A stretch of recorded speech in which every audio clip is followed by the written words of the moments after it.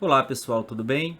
Meu nome é George Marmelstein, sou juiz federal e estou aqui com vocês para participar deste curso onde eu vou tratar especificamente dos viéses cognitivos no sistema de justiça.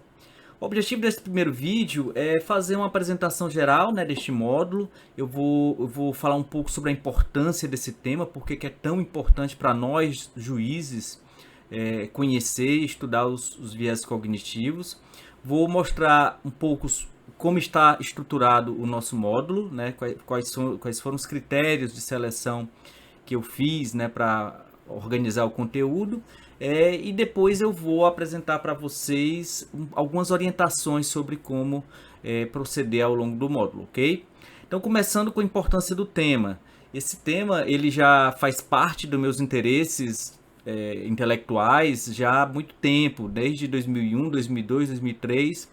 Eu adoto como livro de cabeceira os livros de divulgação científica, né, de neurociência, de psicologia social e cognitiva, economia comportamental. Então eu já acompanhava esse tema como hobby, como lazer, mas resolvi nos últimos anos entrar de corpo e alma, de abraçar realmente no sistema de imersão o estudo dessa matéria. E por que eu fiz isso? Desde o início, né, em que eu entrei na magistratura, né, eu coloquei que se eu fosse também ter uma atuação acadêmica, o objetivo da minha atuação acadêmica seria aprimorar a jurisdição, né? E nesta minha busca pelo aprimoramento da jurisdição, eu num primeiro momento me preocupei com acesso à justiça, com um processo efetivo, baseado na ideia de que, obviamente, é impossível você ter uma jurisdição de qualidade se o sistema processual não funciona. Uma vez que eu estudei acesso à justiça, fiz vários artigos tratando sobre a racionalidade dos atos jurisdicionais visando dar uma maior celeridade ao processo, eu me dei conta de que não basta você ter um processo efetivo. O processo efetivo é necessário, mas não é suficiente. É preciso também incorporar no exercício da jurisdição alguns componentes de legitimidade material mesmo, né? De conteúdo ético, de humanismo. E foi nesse contexto que eu passei a estudar os direitos fundamentais, né? E basicamente quase toda a minha formação acadêmica foi dedicada ao estudo dos direitos fundamentais. Fiz meu mestrado em direitos fundamentais, fiz meu doutorado em direitos fundamentais, tentando sempre trazer alguma base para os juízes tomarem decisões mais dignas, mais éticas, mais humanitárias, mas em conformidade com esses valores fundamentais que devem estar na base de qualquer sistema jurídico que almeje a legitimidade.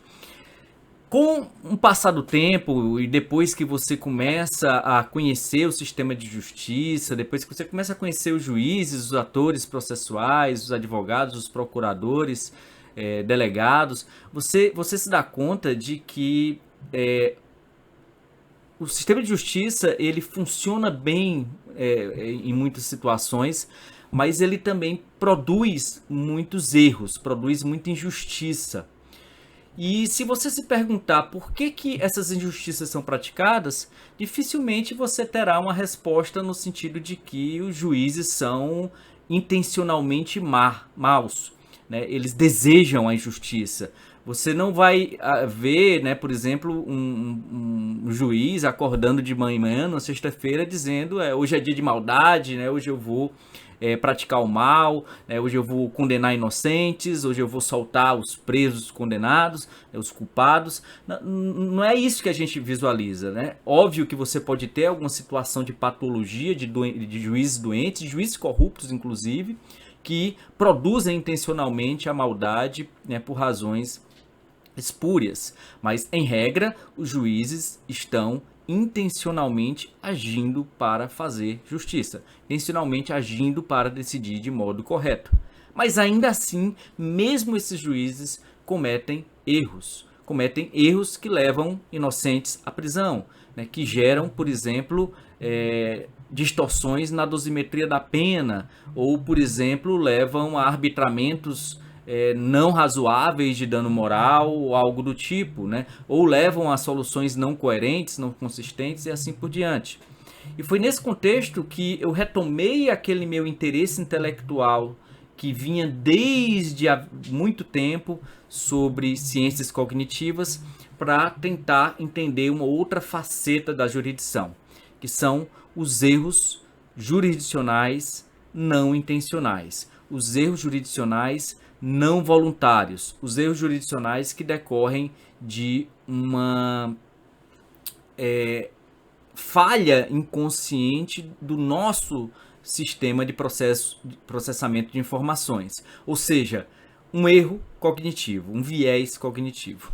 Então eu passei a estudar esse tema com mais afinco, já tem uns 10 anos que eu tenho realmente produzido material sobre isso, pesquisado, e cada vez eu me surpreendo com a imensidão da quantidade, né, de temas que esse assunto traz. Para que vocês percebam como esse tema ele tem uma relevância muito importante hoje em dia, e ele se tornou, de certo modo, um tema revolucionário no estudo da jurisdição, não só da jurisdição, mas especificamente na parte dos erros judiciais. Eu trago aqui esses dados bem conhecidos para aqueles que estudam erros judiciais, que são dados do Projeto Inocência, lá dos Estados Unidos, onde eles apontaram, eles fizeram um mapeamento estatístico dos fatores causais de erros judiciais nos Estados Unidos, né? Aqui nós estamos diante de condenações injustas, pessoas inocentes que, sem sombra de dúvidas, foram presas, condenadas injustamente.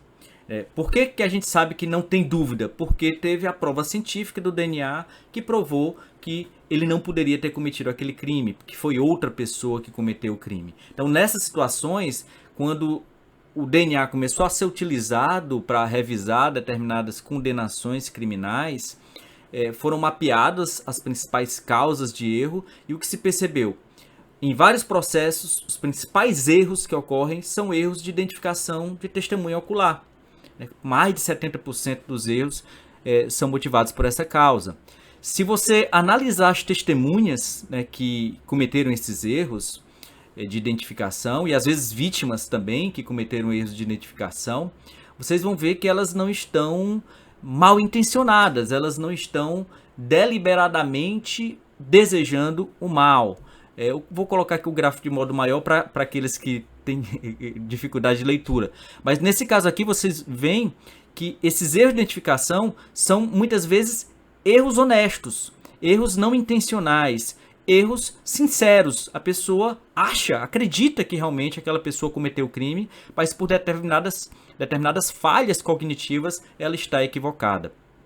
Erros na perícia, quase 50% dos casos em que houve erro judicial, teve algum tipo de erro pericial. Aqui vocês vão perceber que está dando mais de 100%, porque na verdade há processos em que os erros se acumulam.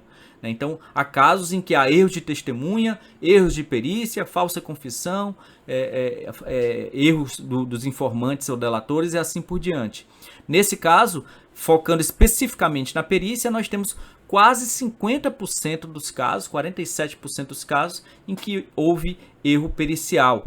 E, muito provavelmente, dentre esses erros periciais cometidos por peritos, por experts, vocês vão notar alguns que são que não foram intencionais, né? Foram falhas realmente de procedimentos, de métodos, muitas vezes derivados de viés cognitivos. Então, aqui a gente tem uma margem bastante substancial de análise para perceber que existem erros que geram injustiças, geram condenações, têm impactos relevantes na vida das pessoas, geram questões de guarda, né, questão de violência doméstica, algo do gênero, que são relevantes e que precisam ser conhecidas. Daí a importância do estudo desses erros não voluntários, que são justamente os vieses cognitivos.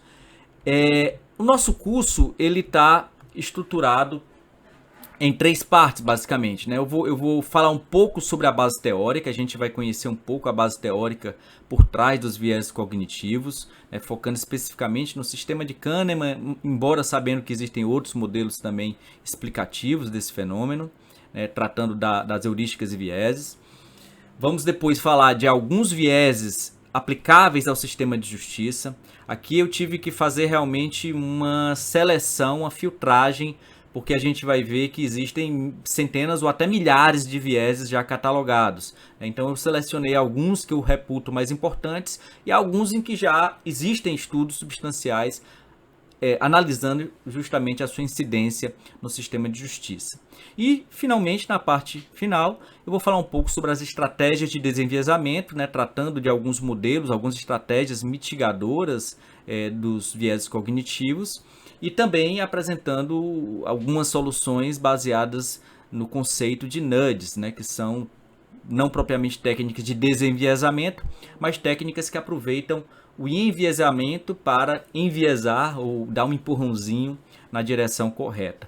Então, basicamente, é isso que a gente vai tratar. Vocês vão perceber que ao longo do nosso módulo, vocês vão ter que fazer alguns testes, alguns exercícios para verificar alguns vieses na prática, né? Então é um módulo bem dinâmico, né? Que pretende ser dinâmico e vai também contar com a participação de vocês nos debates, tá certo? Então até a próxima, a gente se vê logo mais.